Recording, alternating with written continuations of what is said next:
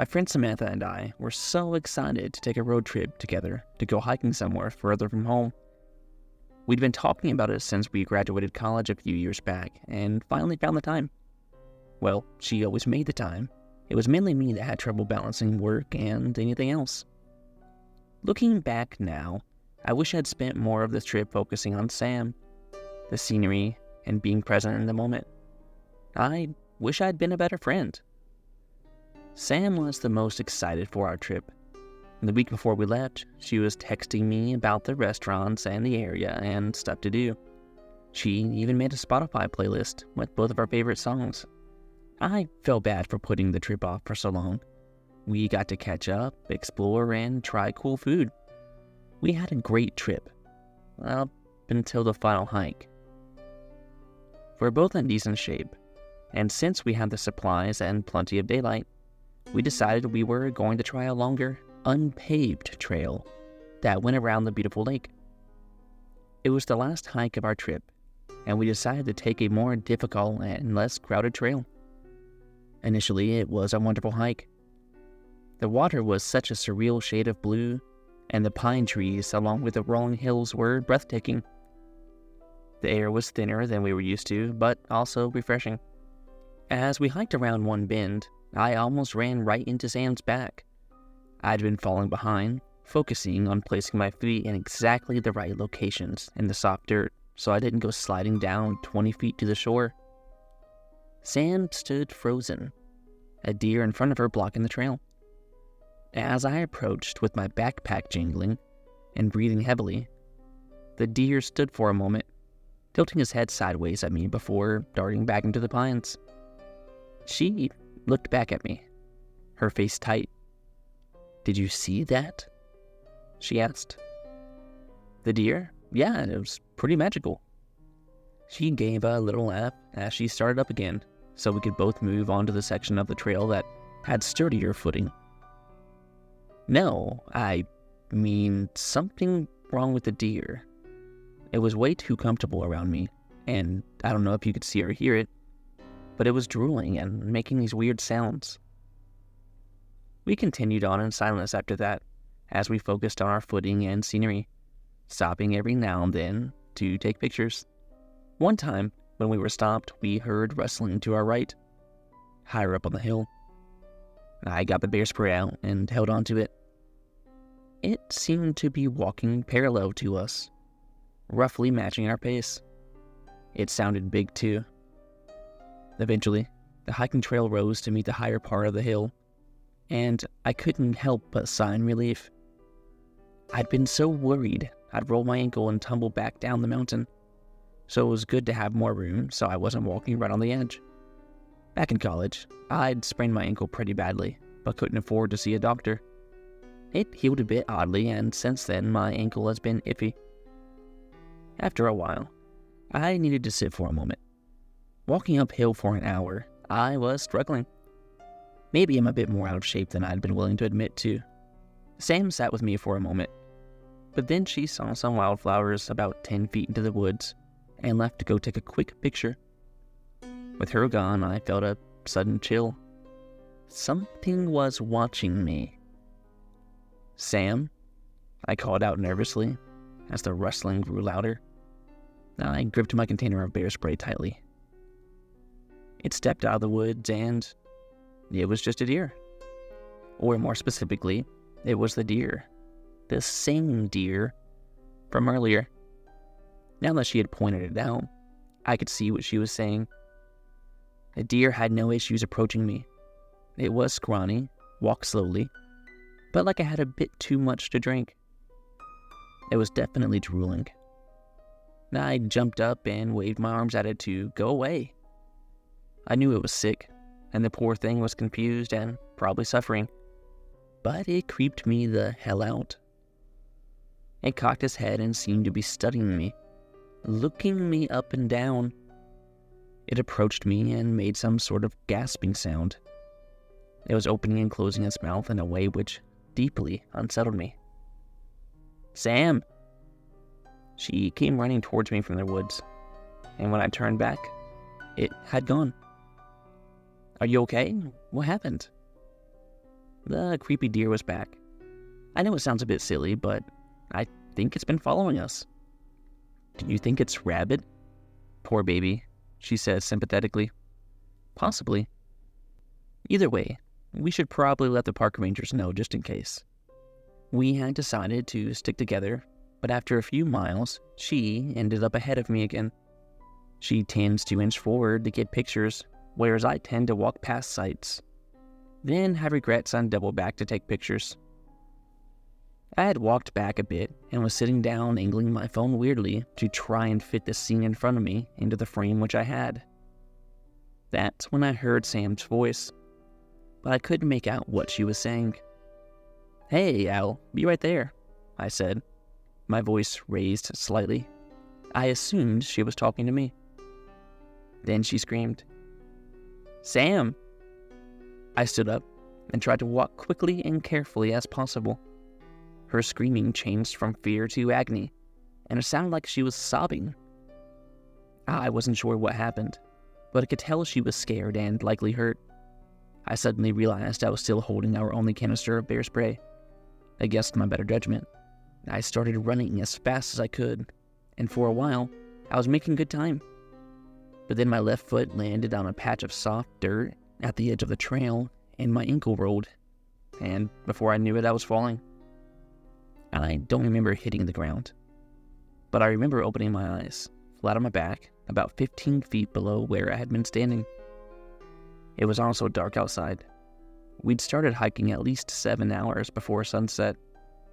I tried to stand, but it was a struggle. I was confused, disoriented. Trying to get up was taking all my energy and focus. I had a deep feeling of dread I couldn't explain. As I started slowly moving upwards towards the hill, on my hands and knees, I tried to recall what had happened leading up to my fall. Sam sounded hurt. She was screaming. I'd run after her and then I fell. Shit. Sam. I called her name, my voice hoarse but no response. My phone was surprisingly only minorly damaged, but I had no reception. Luckily, since it had been buckled to me, I still had our backpack. I dug through it. We had first aid kits, but I figured I could patch myself up later. I didn't want to stay down here any longer than I had to. Finally, I found my knife and my headlamp. After about 20 minutes, I'd slowly and painfully ascended back towards where I'd fallen from. My hands were raw, and I could feel my right knee bleeding through my pants. I was trying to go slowly since I trusted my feet even less now, and dizziness was starting to creep in. A panic and fear drove me forward. Once I made it back to the trail, I had to sit for a moment. I heard rustling behind me and felt a sudden pang of fear. Something or someone had injured Sam, and here I was, sitting alone, injured, with my back to the woods in the darkness. I tried calling her name, in case it was her. I heard no response. I stood up and started limping as quickly as possible towards the direction that I'd last heard her scream. Luckily, the ground had evened out because I could feel my feet weaving unsteadily. I knew something terrible may have happened to her, but kept trying to keep that thought out of my mind. As my calls to her remained unanswered, it became harder to imagine a scenario in which she was okay. I felt my throat tighten and tears roll down my cheeks. I kept looking for her. I knew she wouldn't just leave me here. I think part of me knew then that she was gone. She would have been searching for me if she was okay. And even if she left to go get help, I think they would have found me by then. Somehow, eventually, I navigated my way to where I thought she had last been. I was hoping maybe, if she was injured, maybe she was okay. My foot caught in the mud, and I fell. Lights flashed behind my eyelids, and I felt overcome with nausea. The light from my headlamp had greatly dimmed, as it was now coated in mud and grime. I heard movement behind me. As the smell hit me, I realized the mud and dirt was mixed with blood. I could taste it, mixed with the gritty texture. Leaves covered with what was likely the blood stuck to my face. And I felt something soft and wet under my shoulder. The rustling behind me became discernible as footsteps. I felt around for my knife, my bear spray, but instead felt something hard and sticky. I was certain I had just found out what happened to Sam, and had a good guess at what was about to happen to me. I felt no urge to get up as the footsteps got closer. I knew I couldn't outrun it. I closed my eyes, trying to focus on something, anything else, not knowing if I wanted to see what was coming for me. The footsteps stopped, and I could hear labored breathing coming from above me. I waited, and then no blows came. I opened my eyes. It was Sam. She stood over me, breathing heavily from her mouth. She was covered in blood. Her shirt and pants were torn, but she was alive. I let out a sob and could no longer hold back tears. "I thought I'd lost you," I whispered as I slowly moved to a sitting, then standing position. I pulled her close to me into a hug. She stood motionless, her arms at her side. She stuck to me where her shirt was still a bit wet. Dried blood had covered the neck of her shirt and her midsection. Her hands and, unsettlingly, her mouth were also smeared with blood. I could hear her breathing heavily and close to my ear. "What happened?" I asked as I released her. She stared at me, but didn't respond. I figured she was a bit traumatized. Frankly, I wasn't sure how she was up and standing after all that had happened. She was a bit wobbly, but otherwise seemed to be able to walk. As we walked towards the car, she fell behind me, which made me nervous. I didn't want to let her out of my sight. She kept stopping and staring over her shoulder, while I tried to coax her forward. Eventually, after what felt like forever, we made it back. My ankle was killing me, but I had tried to move as fast as possible. Although the woods were eerily silent, I wanted to get out of there as fast as possible.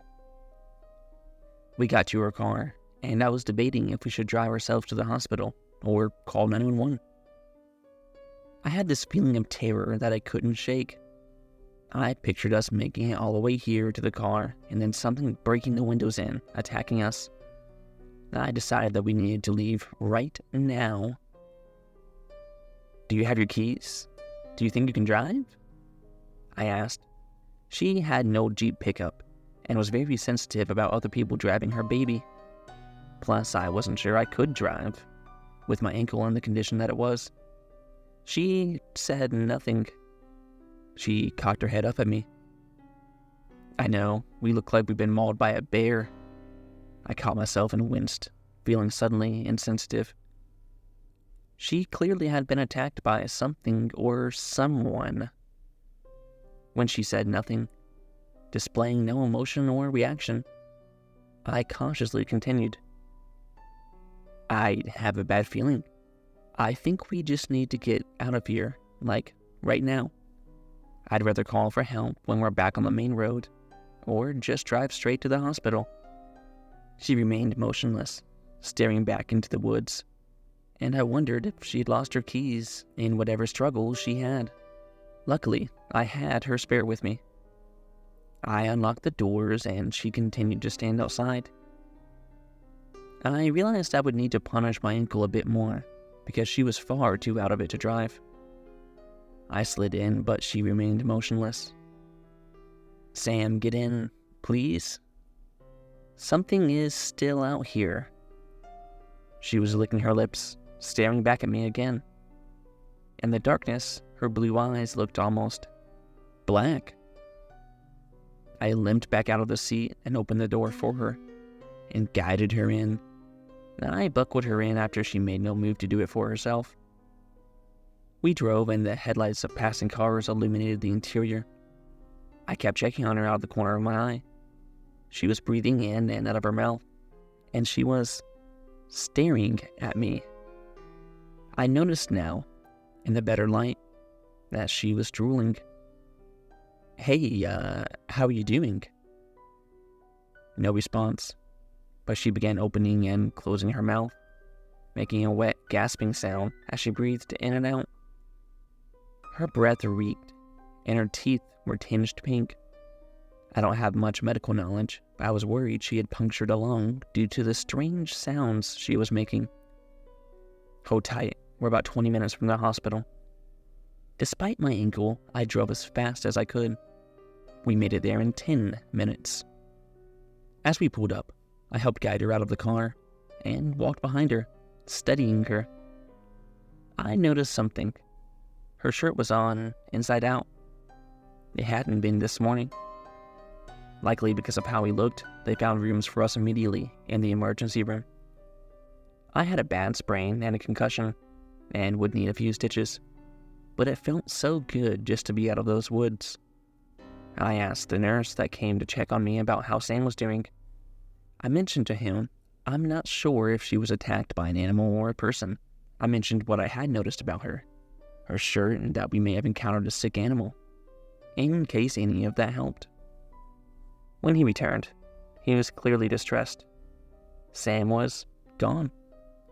She hadn't appeared to be outwardly injured, strangely, but they had wanted to assess for internal trauma. However, the first moment they had left her alone, she had just walked out, judging by the bloody footprints. It's been weeks, and I haven't seen Sam since. Her mom hasn't either. Sam's mother has been working with the police, but they think Sam had a head wound and is just confused. She'll likely turn up in town eventually. But a few days ago, I heard on the news that a partial skeleton was found on the trail that we were on, likely the victim of an animal attack. They said due to the condition of the body, they were asking for leads so they could use dental records to help identify the victim. This may sound crazy, but I think it's her they found. I don't know how to explain it, but I don't think Sam ever left the woods that night. It's my fault, really. And I don't know what that thing was that I drove into town. If you live in southern Colorado, please be safe, and I'm sorry.